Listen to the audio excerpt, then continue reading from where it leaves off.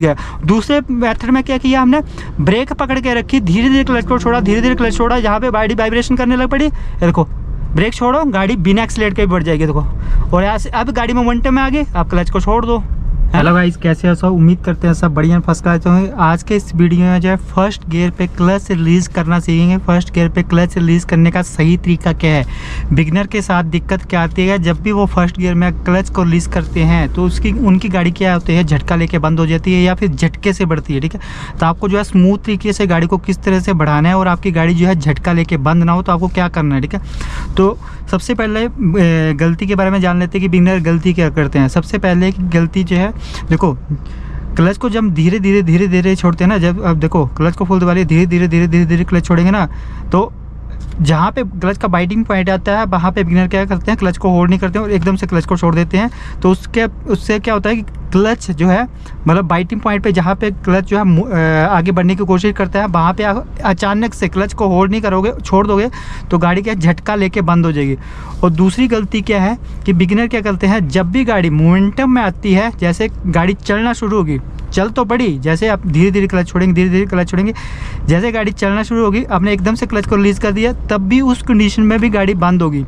और ट्रैफिक में क्या होता है कि बिगिनर ना उसी तरीके से क्लच को छोड़ते हैं कि धीरे धीरे क्लच छोड़ा, धीरे धीरे जब गाड़ी चलना शुरू होगी वहाँ पे क्लच को फुल छोड़ देते हैं। तो उस पर पता क्या होता है कि जब गाड़ी चलना शुरू हो जाती है, मान लीजिए कि यहाँ पे मैंने जो है गाड़ी का 40% क्लच रिलीज़ किया, यहाँ पे गाड़ी चलना शुरू की, तो हाँ वहाँ पे आपको क्या करना है, क्लच को होल्ड करना है, ना कि छोड़ना है। क्लच को छोड़ना पता क्या कहाँ पे है, जब गाड़ी मोमेंटम में आ जाए तब क्लच को छोड़ना है, तब आपकी गाड़ी बंद नहीं होगी। ठीक है, और अगर आपने, ठीक है, जो मैं वीडियो में बताऊंगा ना, अगर आपने जो है मतलब 10 से 15 दिन प्रैक्टिस कर ली तो आपकी गाड़ी 101% जो है कभी बंद नहीं होगी, चाहे ट्रैफिक में हो या फिर आप अपहिल में हो। मतलब फर्स्ट गियर में आप जो है क्लच के मास्टर बन जाओगे। ठीक है, तो आप किस तरह से छोड़ना है वो देखो सबसे पहले क्या करेंगे, सबसे पहली टेक्निक जो है, फर्स्ट गियर लगा लिया, हैंड ब्रेक रिलीज़ कर दी। ठीक है, तो अब यहाँ पर क्या करेंगे, अभी गाड़ी ना पीछे जा रही है, हल्का सा जो है गाड़ी मतलब ढलान पे लगी है तो पीछे जा रही है। यहाँ पे क्या करना है, हल्का सा ब्रेक पकड़ के रखेंगे। देखो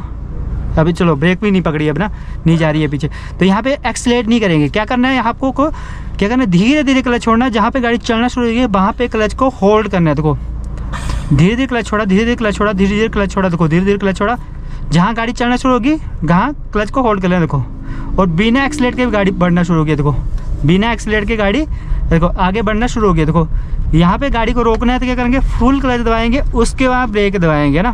देखो क्या किया मैंने, धीरे धीरे क्लच को छोड़ा, धीरे धीरे क्लच छोड़ा, जहाँ पे गाड़ी का इंजन साउंड, मतलब देखो आपको क्या ध्यान रखना है, देखो अभी जो मेरी गाड़ी का नॉर्मल साउंड है, जब मैं गाड़ी का धीरे धीरे क्लच छोड़ूंगा, 30 से 40% क्लच छोड़ूंगा तो गाड़ी का साउंड चेंज हो जाएगा। साउंड चेंज का होने का मतलब पता क्या है, गाड़ी का क्लच बाइटिंग पॉइंट पे आ गया, तो उस पे क्या है, इंजन जो है, जो हमारे टायर हैं उनको जो है पावर दे रहा है, पर आपने जो है वहाँ पे क्लच को होल्ड करना है, ब्रेक छोड़ देनी है, तो आपकी गाड़ी आगे चली जाएगी। देखो यहाँ पे अभी थोड़ा सा डाल लगी है, देखो तो गाड़ी पीछे जा रही है ना, तो यहाँ क्या करेंगे, फिर से वही करेंगे। देखो धीरे धीरे क्लच छोड़ा, धीरे धीरे क्लच छोड़ा, यहाँ पे पर ध्यान रखना कि ऐसी जगह पे ना ब्रेक, हल्का सा ब्रेक दबाना है, क्योंकि डिस्क ब्रेक है ना, बिल्कुल हल्की सी ब्रेक के दबानी है। ठीक है, बिल्कुल ना मात्र की गाड़ी रुकी रहे। देखो यहाँ पे हल्की सी ब्रेक दबाई और धीरे धीरे क्लच छोड़ा, जहाँ पे चलना शुरू होगी वहाँ पे क्लच को होल्ड कर लेना। यहाँ पे गाड़ी का साउंड चेंज हो गया, हल्का सा एक्सीलेटर लिया, देखो गाड़ी चलना शुरू हो। देखो अब क्लच का कब छोड़ना है, देखो यहाँ पे क्लच को फुल छोड़ दो। देखो जब गाड़ी मोमेंटम में आ जाएगी तब आपको जो है क्लच को फुल छोड़ देना है। यहाँ पे थोड़ा सा प्लेन पे लगाता हूँ, वहाँ पे आपको जो है ना बिना एक्सीलेटर के बताता हूँ, आपको बिना एक्सीलेटर के प्रैक्टिस करनी है। और जहाँ पे गाड़ी की हल्का एक्सीलेटर लेने की जरूरत पड़ती है ना, तो बिल्कुल ना मात्र एक्सीलेट करना है। देखो यहाँ पे रोक देते हैं, देखो यहाँ पे रोक दिया, फिर से गाड़ी को न्यूट्रल कर दिया, यहाँ पे भी गाड़ी थोड़ा सा पीछे जा रही है ना, तो फिर से ये देखो फर्स्ट गियर लिया, ना मात्र हल्का सा ब्रेक दबा के रखा, फिर से वही प्रोसेस करेंगे धीरे धीरे। बस आपको जो है इंजन साउंड, जब जो है इंजन की साउंड चेंज होती है ना, उसका मतलब कि फर्स्ट गियर में गाड़ी जो है इंगेज हो गया, आपने ब्रेक पकड़ के रखे, ब्रेक छोड़ दो।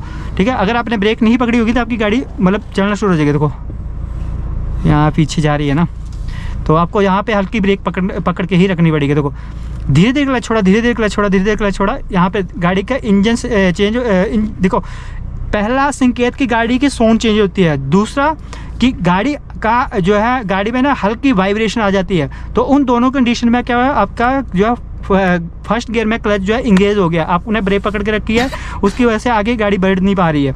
और तीसरा, आपके आरपीएम सुई भी हल्का सा डाउन जाएगी। देखो ये तीन तरीके के आपको जो पता चल जाएगा कि आपकी गाड़ी जो है फर्स्ट गियर में इंगेज हो गई है।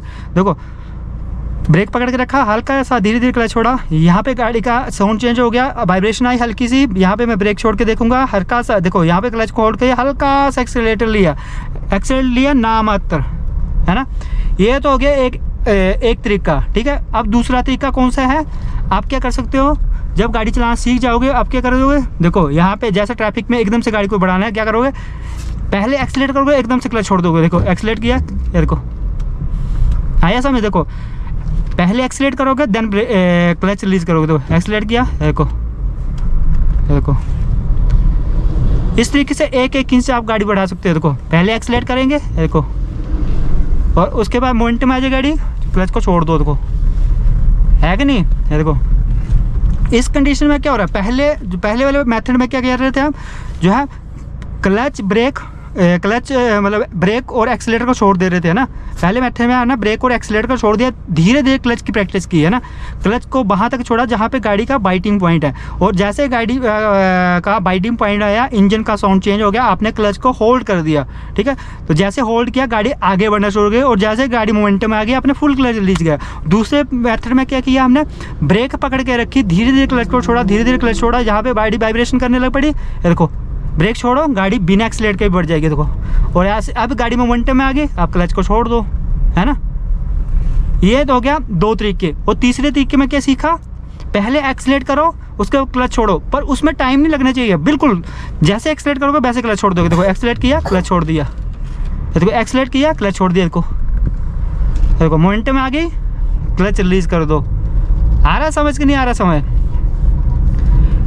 ये तीन तरीके हैं क्लच को रिलीज करने के, ठीक है। पहले आप जो है क्लच के ऊपर पकड़ बनाइए, और उसके बाद जब आप गाड़ी चलाना सीख जाओगे ना, तो ये तीसरे वाला मेथड आपको करना है, ठीक है, कि गाड़ी को ट्रैफिक में एक इंच बढ़ाना है। देखो एक्सीलेटर किया, क्लच को होल्ड किया, देखो क्लच को होल्ड कहाँ पे करना है, बाइटिंग पॉइंट। देखो पहले मैं एक्सीलेट कर रहा हूँ, उसके बाद क्लच छोड़ रहा हूँ, देखो देखो, और जब गाड़ी चलना शुरू हो जा रही है, मैं क्लच को दबा रहा हूँ, देखो मोमेंटम टूटा, फिर क्लच छोड़ा, एक्सीलेटर किया, देखो एक्सीलेटर किया, क्लच छोड़ दिया।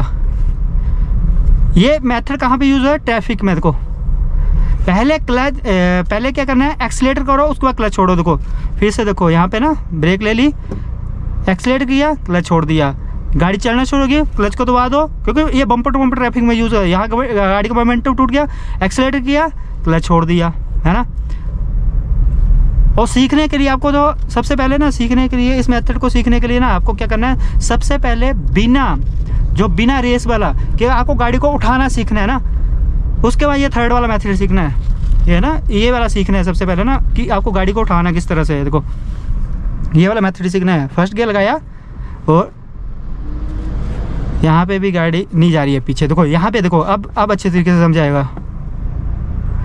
क्लच छोड़ा, देखो क्लच छोड़ा, बाइटिंग पॉइंट थे, और गाड़ी चलना शुरू हो गई। देखो फिर से क्लच दबा लिया, देखो गाड़ी का मोमेंटम टूट गया, रुक गई गाड़ी, देखो यहाँ पे रुक गई, फिर से हाफ क्लच छोड़ा, गाड़ी आगे बढ़ गई। देखो एक इंच गाड़ी आगे बढ़ रही है, देखो फिर से क्लच दबा लिया, रुक गई गाड़ी, हाफ क्लच छोड़ा, देखो गाड़ी बिना एक्सीलेटर के आगे बढ़ रही है। देखो फिर से क्लच दबा लिया, यहाँ पे फिर से गाड़ी रुक गई, देखो हाफ क्लच छोड़ो, एक्सीलेटर की जरूरत भी नहीं पड़ती। अगर आपको सही तरीके से क्लच छोड़ना आता हुआ ना, तो आपको एक्सीलेटर की जरूरत भी नहीं पड़ेगी। यहाँ पे गाड़ी रुक गई, देखो रुक गई, क्लच छोड़ो, क्लच छोड़ो, और अब क्या करना है, देखो क्लच को होल्ड किया ना, अब मोमेंटम में आ गई गाड़ी, क्लच को फुल रिलीज कर दो, गाड़ी चल रही है ना, यहाँ पे गाड़ी का मोमेंटम टूटने पड़ा, हल्का सा एक्सीलेटर कर लो, ठीक है।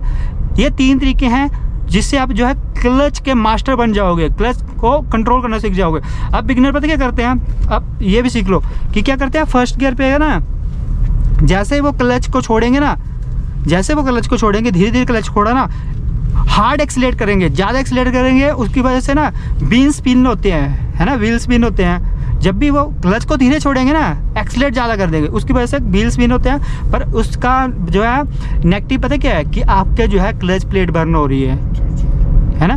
किसी चीज़ को आप जो है क्लच को धीरे धीरे छोड़ रहे हो, एक्सीलेट ज़्यादा कर रहे हो, तो जो फ्लाई व्हील और जो आपस में रगड़ खा रही है ना, तो उससे क्या क्लच प्लेट बर्न होगी। तो जिस तरह से आपको क्लच को रिलीज़ करना है उसी तरह से आपको जो हल्का एक्सीलेटर करना है। जिस तरह से आप क्लच को धीरे धीरे रिलीज़ करो उस तरह ही आपको हल्का हल्का एक्सीलेट करना है। ऐसा नहीं कि आपको क्लच को धीरे धीरे छोड़ रहे हो और एक्सीलेटर ज़्यादा दे रहे हो, ठीक है। और दूसरी कंडीशन में क्या करना है कि बिगिनर क्या करते हैं, फर्स्ट गियर पे हाफ क्लच पे एक्सीलेट ज़्यादा करते हैं। फर्स्ट गियर पे हाफ क्लच पे एक्सीलेट को बिल्कुल कम करना होता है, ठीक है।